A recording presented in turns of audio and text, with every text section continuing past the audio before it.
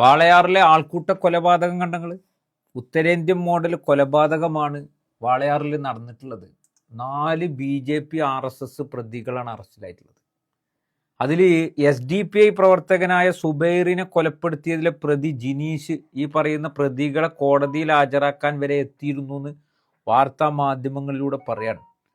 നമ്മൾ ഈ കൊലപാതകത്തിന്റെ ആ ഒരു സംഭവം കണ്ടപ്പോൾ ആൾക്കൂട്ട മർദ്ദനമുണ്ടായി, ഒരാൾ മരണപ്പെട്ടിരിക്കുന്നു, കൊല ചെയ്യപ്പെട്ടിരിക്കുന്നു, ഒരു രാംനാരായണൻ ബയ്യ എന്ന് പറയുന്ന ഒരു വ്യക്തിയാണ് മരണപ്പെട്ടത്, കൊല ചെയ്യപ്പെട്ടത് എന്നുള്ളത് കേട്ടപ്പോൾ ആരാണ് ഈ കേരളത്തിന്റെ മണ്ണിൽ പോലും വാളയാർ പോലെയുള്ള പാലക്കാട് ബോർഡറിൽ പെട്ട ഒരു സ്ഥലത്ത് എങ്ങനെയാണ് ഇങ്ങനെ ഒരു സംഭവം ഉണ്ടായത് എന്നുള്ളൊരു ആശങ്ക എല്ലാവർക്കും ഉണ്ടായിരുന്നു. ഇപ്പം നമുക്ക് മനസ്സിലായി ഇത് ഏത് കോലത്തിൽ വന്നതാണ്, ഇത് എവിടുന്ന് വന്നതാണ്.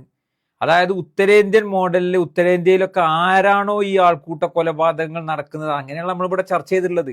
തിന്നതിന്, പറഞ്ഞതിന്, പ്രണയിച്ചതിനൊക്കെ ആൾക്കൂട്ട കൊലപാതകം നടത്തി ശ്രീരാം വിളിച്ചുകൊണ്ടൊക്കെ ആൾക്കൂട്ട കൊലപാതകങ്ങൾ നടത്തുന്നത് നമ്മൾ കണ്ടു ഉത്തരേന്ത്യയിലൊക്കെ. ഏതായാലും അതേപോലത്തെ ഒരു കൊലപാതകം ഇവിടെ നമ്മളെ ഈ ഒരു തൊട്ടടുത്ത് നടന്നിരിക്കുന്നു. ഞാൻ ശശികലയുടെയൊക്കെ ഒരു പോസ്റ്റർ വായിച്ചേ. അപ്പൊ ഇത് എവിടെയും തൊടാത്ത രീതിയിലുള്ള പോസ്റ്ററുകളൊക്കെയാണ് അവർ ഇതിലെ ഖേദപ്രകടനമൊക്കെ നടത്തുന്നത്.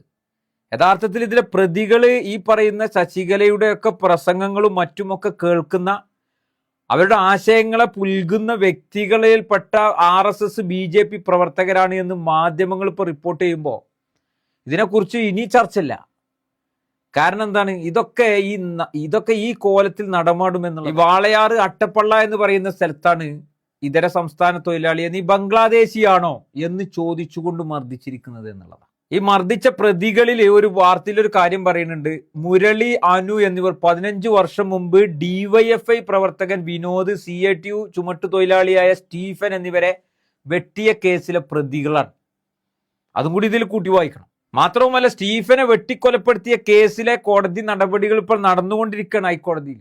ആ ഒരു സാഹചര്യത്തിലാണ് ഇവര് ഈ കോലത്തിൽ ബംഗ്ലാദേശിയാണോ എന്ന് ചോദിച്ചുകൊണ്ട് ഒരു ഇതര സംസ്ഥാന തൊഴിലാളിയെ ക്രൂരമായി മോബ് ലിഞ്ചിങ് നടത്തി കൊന്നു തള്ളിയത്. അതാണ് ഞാൻ നേരത്തെ സൂചിപ്പിച്ചത്. SDPIയുടെ പ്രവർത്തകനായിരുന്ന സുബൈറിനെ കൊന്ന കേസിലെ പ്രതിയായ ജിനീഷ് ഈ പ്രതികളെ കോടതിയിൽ ഹാജരാക്കുമ്പോൾ അവരുടെ കൂടെ ഉണ്ടായിരുന്നു എന്ന് പറയുമ്പോൾ, ഒരു ഭാഗത്ത് DYFIയുടെ പ്രവർത്തകരെ വെട്ടിയ കേസിലെ പ്രതികള്, അവരെ കൊണ്ടുവരുന്ന പ്രതിയാക്കപ്പെട്ട ആളുകളെ കൊണ്ടുവരുന്നത് SDPI പ്രവർത്തകനായ സുബൈറിനെ വെട്ടിക്കൊലപ്പെടുത്തിയ കേസിലെ പ്രതിയായ ജിനീഷ്. അപ്പൊ ഇവരുടെ ആ ഒരു ഗൂഢമായ എന്താണ് ഇവർ ഈ നാട്ടിൽ നടത്തുന്നത് എന്നുള്ളത് കൃത്യമായ രീതിയിൽ അന്വേഷണം നടത്തി അതിന് തക്കതായ ശിക്ഷാ നടപടികൾ തീർപ്പാക്കിയിട്ടില്ല എങ്കിൽ ഇനിയും എത്ര ആളുകൾ ഇവരുടെ കൈകളാൽ കൊല ചെയ്യപ്പെടുമെന്നുള്ളത് സംസ്ഥാന സർക്കാരിന് തന്നെ ഒരു ഏകദേശം ഒരു ധാരണ വേണമെന്നുള്ളത് ഈ ഒരു സന്ദർഭത്തിൽ ഓർമ്മപ്പെടുത്തുകയാണ്. ഇന്ന് കുറച്ചുകൂടി പ്രതികളെ റിമാൻഡ് ചെയ്യും, അറസ്റ്റ് രേഖപ്പെടുത്തും എന്നുള്ളത് കേൾക്കുന്നുണ്ട്. അതായത് ഇപ്പൊ നിലവിൽ പോലീസിന്റെ കയ്യിൽ കുറച്ച് പ്രതികൾ കൂടിയുണ്ട്. അവരെ കൂടി ചോദ്യം ചെയ്തിട്ടാണ് അത് ഉറപ്പുവരുത്തിയതിന് ശേഷം അറസ്റ്റ് രേഖപ്പെടുത്തും, റിമാൻഡ് ചെയ്യും എന്നുള്ളതൊക്കെയാണ് വാർത്താ മാധ്യമങ്ങളിലൂടെ അറിയുന്നത്.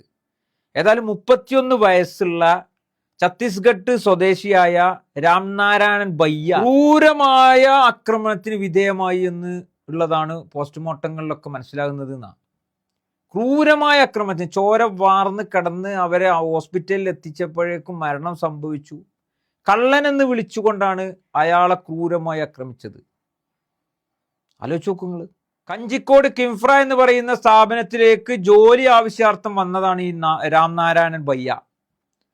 വഴി തെറ്റി സ്ഥലം മാറി ചെന്നപ്പോ ഇയാളെ പിടിക്കുക, തൊഴിലുറപ്പ് സ്ത്രീകൾ ഇയാളെ കണ്ടപ്പോ വിവരം അറിയിച്ചതിനെ തുടർന്ന്, ശരിക്കും ഇത് പോലീസിൽ ഏൽപ്പിക്കേണ്ട ഒരു കേസല്ലേ, നമ്മൾ തന്നെ തീരുമാനിക്കാണ്, എന്നിട്ട് കൊല്ലുക. അതായത് ആൾക്കൂട്ട ആക്രമണം, അത്രമേൽ വർഗീയപരമായ മനോഭാവമുള്ള മനുഷ്യനെ മനുഷ്യനായി കാണാൻ മനുഷ്യത്വം എന്നുള്ളത് മനസ്സിലില്ലാത്ത അത്രമേൽ വിഷജന്തുക്കളായ സംഘപരിവാര BJP അത്തരം പ്രവർത്തകര് അവരീ ചെയ്തത് ഒരു നിലക്കും ഒരു മനുഷ്യനും അംഗീകരിക്കാത്ത ഇത്തരം ആളുകൾ നമുക്കിടയിൽ ജീവിക്കുന്നു എന്നുള്ളതിന്റെ ഏറ്റവും വലിയ തെളിവാണ് ഈ രാംനാരായണൻ ബയ്യയുടെ ഈ ആൾക്കൂട്ട കൊലപാതകം. ഇത് മുളയിലേ നുള്ളേണ്ടതുണ്ട്. ശക്തമായി ഇവർക്കൊക്കെ വധശിക്ഷ വിധിച്ചുകൊണ്ട് ഉടൻ തന്നെ എത്രയും പെട്ടെന്ന് തൂക്കിക്കൊല്ലാനുള്ള വകുപ്പുകളാണ് ശരിക്ക് പിന്നെ കോടതി സ്വീകരിക്കേണ്ടത്. കാരണം നമ്മുടെ നാട്ടിൽ എത്ര ആളുകൾ എത്ര സ്ഥലങ്ങളിൽ ജോലി ചെയ്യുന്ന, അതിൽ ഹിന്ദു മുസ്ലിമും ക്രിസ്ത്യാനിയും ഒക്കെ ഉണ്ടാവും. വഴി തെറ്റി വന്ന മനുഷ്യരെ മുഴുവൻ ഈ കോലത്തിൽ കള്ളൻ എന്ന് പറയാം, എന്തെങ്കിലും തെളിവ് വേണ്ടേ, കള്ളൻ എന്ന് പറഞ്ഞുകൊണ്ട് തല്ലി കൊല്ലുന്ന രീതിയിലേക്കാണെങ്കിൽ ഇവിടെ മനുഷ്യത്വത്തിനൊക്കെ എന്ത് വിലയുള്ളത്? ഇത്തരം വിഷജന്തുക്കളെ ഈ ഭൂമിയിൽ നിന്ന് തന്നെ ഉന്മൂലനം ചെയ്യത്തക്ക രീതിയിലുള്ള നിയമങ്ങളാണ് കൊണ്ടുവരേണ്ടത് എന്നുള്ളത് പറയാതിരിക്കാൻ നിർവാഹമില്ല. ഏതായാലും ആ പിന്നെ വ്യക്തിയുടെ മൃതദേഹം തൃശ്ശൂർ മെഡിക്കൽ കോളേജിൽ ഹോസ്പിറ്റലിൽ വെച്ചിരിക്കണം. ആ ഭാര്യ വന്നിട്ട് വിട്ടുകൊടുക്കും. ആ കുടുംബത്തിൻ്റെ ഒരവസ്ഥ, ജോലി ചെയ്ത് കേരളത്തിലേക്ക് വന്ന ഒരു പാവപ്പെട്ട വ്യക്തിക്ക് ഈ ഒരു ദുരനുഭവമാണല്ലോ ഉണ്ടായത് എന്നുള്ളതിൽ നമ്മളൊക്കെ ലജ്ജിച്ചു പോകുന്നു. ഏതായാലും സംഘപരിവാര ഫാസിസ്റ്റ് ശക്തികൾ കൊണ്ട് ഉത്തരേന്ത്യൻ സംസ്ഥാനങ്ങളിൽ നമ്മൾ കേട്ടിരുന്നത് നമ്മുടെ നാട്ടിലും കേട്ടു എന്നുള്ളത് നമ്മളെല്ലാവരും മനസ്സിലാക്കിയാൽ നന്നായിരിക്കും. നിയമ നടപടികൾ ശക്തമായിട്ടുണ്ടാവട്ടെ എന്ന് ആത്മാർത്ഥമായി ആഗ്രഹിച്ചുകൊണ്ട് ആ വ്യക്തിക്ക് നീതി ലഭ്യമാകട്ടെ, അവരെ മരണം വരെ തൂക്കുന്നത് വരെയുള്ള വിധികൾ ഉണ്ടാവട്ടെ എന്നുള്ളത് ആത്മാർത്ഥമായി ആഗ്രഹിച്ചുകൊണ്ട് നിർത്തുന്നു. നന്ദി.